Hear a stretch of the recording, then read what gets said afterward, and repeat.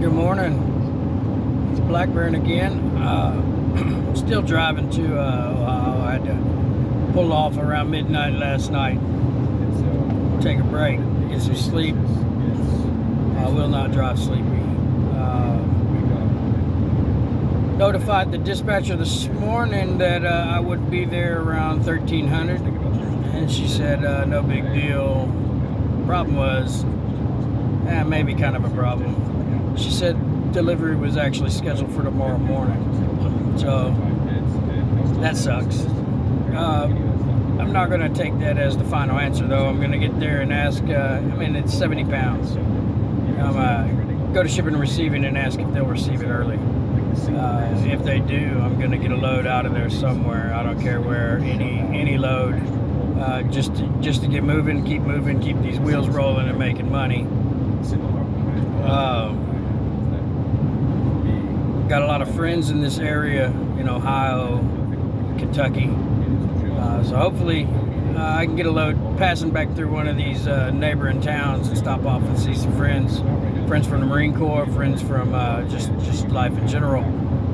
Got some really great people out here, and it is so beautiful. I imagine it snows out here. I'm not a big fan of that, but it is beautiful. Look at this.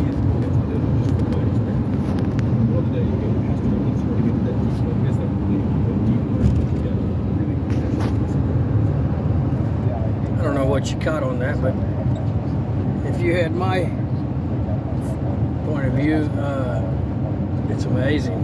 You really don't see much driving at night. It's just hills. You know you're going down. You know you're coming up. It's dark. It's pretty interesting. You definitely run into some interesting characters at some of these rest areas. I don't trust people, so there's some odd folk. Anyway, starting to feel like this load was a little less than we really wanted if we don't get a load out today, if I'm not allowed to drop. I need to pay better attention to the paperwork. I need to look on that Raycon and the bill of lading and see what I remember reading was no schedule needed. So I'm hoping that means that no schedule needed. Drop this shit off. So far, I really enjoy it. I really enjoy not being prisoner to the phone. When I was doing the tow truck, it was 24/7. There was just an unsurmountable level of stress, and it was too much. I've had so many people over the last 2 weeks tell me that I sound happier, look better, just seem less stressed, and by God, I am. Any of you wanting to get into the tow truck, and there's money in it. I made good money. I worked for some great people, the best people I've ever worked for. They're more family than co-workers. It just becomes too much when you're that busy with a small tow truck company.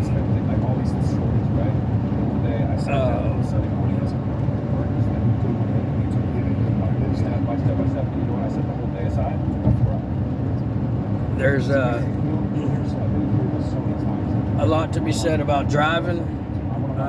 If you don't mind being in your own space and being your own boss, traveling, moving around, it's not bad at all.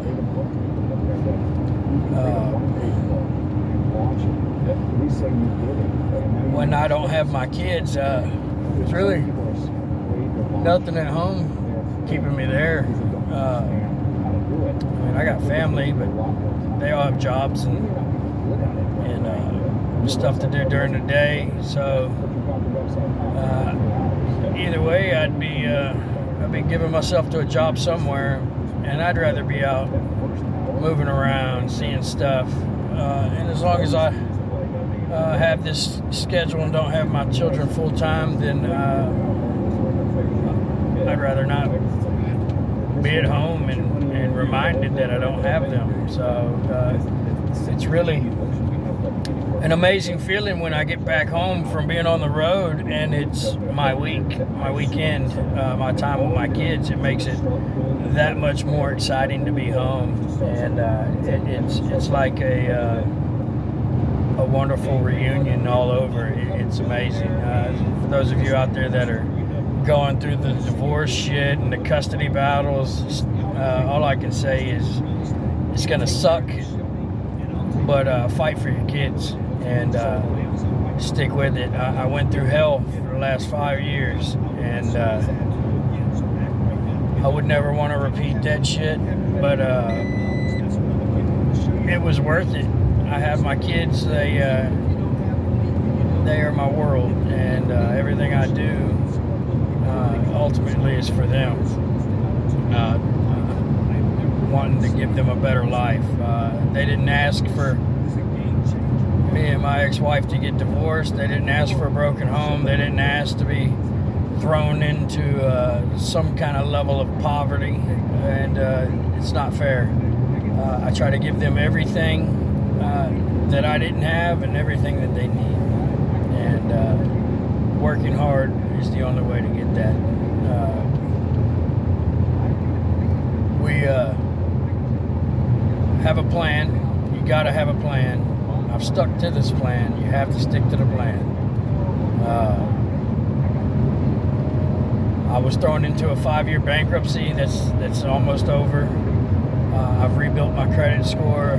I'm in the mid 700s, and that's been amazing. I learned a lot of tips and tricks along the way. I wouldn't say tricks, but it's not a lot of information just freely given out there to help you reestablish and repair and fix your credit. In the beginning, that bankruptcy felt like a nightmare, just the weight of the world, and it's still a pain in the ass having to pay these people, but it's actually been a blessing. Like $300,000 worth of debt goes away over a 5-year period of making payments, and that's going to be wonderful.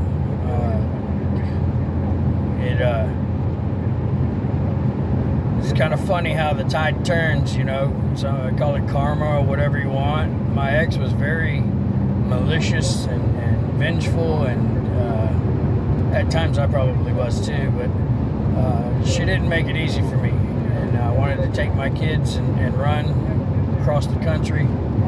And it's another thing about driving, and my one thing that I held on to was that I have the Class A CDL, so I can work anywhere. I can go anywhere she runs with my babies, and that was always a comfort level in the back of my head. There's always a job available for a CDL driver, as long as you're not a shithead and don't have a shitty driving record. You could get fired at a safety meeting in the morning and get hired on somewhere with a sign-on bonus by lunchtime. It's really that simple.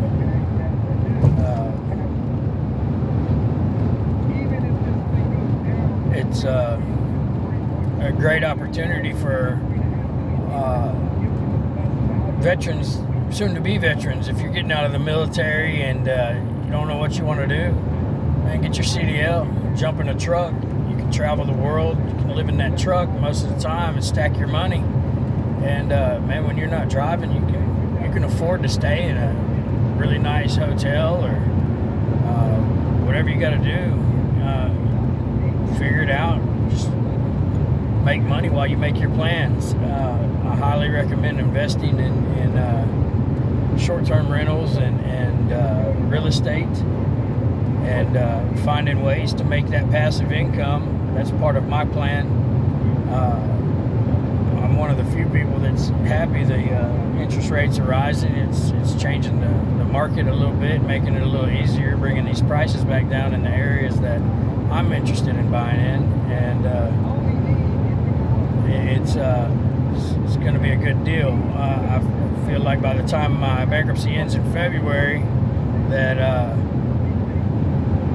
I should be close to ready to make a purchase, and I want to buy a multifamily fourplex or duplex to fourplex, since it's covered under the single family home, and house hack, live in it, live in one unit and rent whatever else is available out, whether it be short term or long term. It depends on different scenarios, but I can either make money and pay for the property, or worst case scenario, I just break even and live for free and build that equity.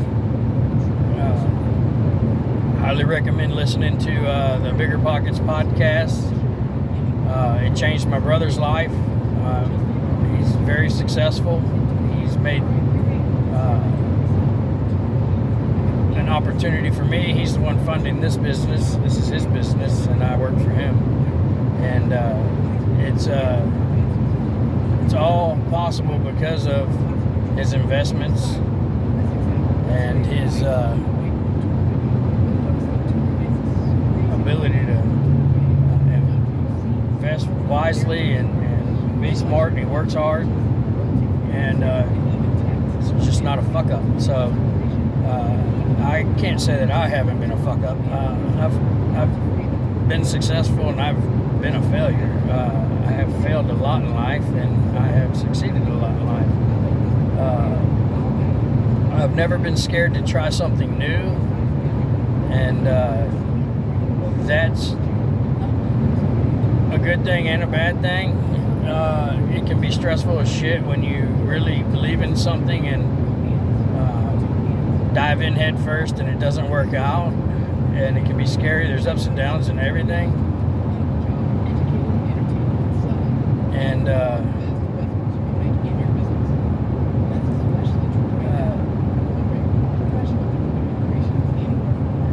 even this. So this is week 3. Week 1 and 2 were not ideal. Ran into problems, as you can see from the other videos. This week, Monday started off good, $900 load. Here we are Tuesday. I'm going to get there around 1,300, and hopefully they accept the load early. If not, I'll figure it out. And if they do, I'm going to try and jump on the load. I want to make something for the day. I don't want to split my $900 Monday into a $450 day for Tuesday. I want to make money every day. The goal is to make at least $500 a day. If that's possible, I'd like to make $5,000 a week. I want to make the most money possible. There's a lot of stress involved because there's truck payment, insurance, fuel. There's a lot of overhead. People don't realize, it's expensive. The insurance is $1,500 a month. The notes $800 or $900 a month. Fuel, I'm paying about $70 every time I fill up, which doesn't sound like a lot, but I'm only getting about 380 miles to the tank. So I've filled up 4 times on this trip so far. I should get the rest of the way there, but it's $280. When you look at that, so 900 minus 280 plus the initial 15% that the dispatcher takes, it cuts into it quick. So you gotta stay on top of your game. These people that want to sit around all day and wait for the perfect load, I don't know if there is a perfect load. There's a lot of people out here trying to get that money. A lot of people want to eat. So I want my family to eat too. That's how it is. But I'm gonna get off here. There's a lot of state troopers out here, and I really shouldn't be on the phone driving, but I am. So I will see y'all in the next video. Bye.